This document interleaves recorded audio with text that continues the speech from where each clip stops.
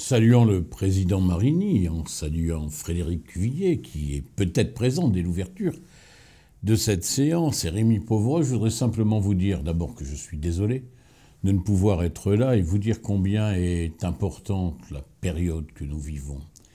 Le travail qui a été fait par Rémi Pauvroche de reconfiguration du projet de Seine-Nord Europe est un travail qui, je crois, répond à ce qu'on pouvait souhaiter.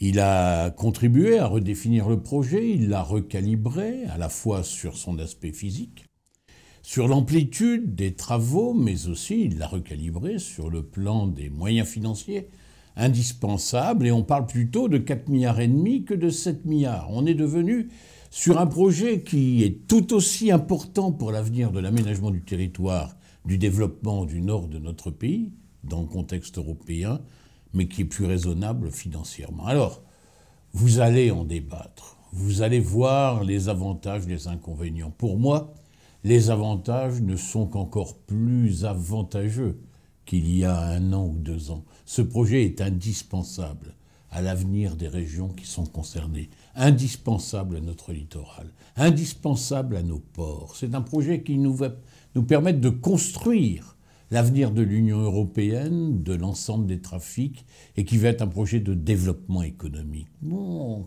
que voulez-vous que je vous dise de plus? Moi qui suis maire de Dunkerque, nous attendons ce type d'investissement pour regarder encore plus vers le développement et vers l'avenir. Alors, je souhaite que Rémi emporte votre adhésion, j'en suis à peu près persuadé.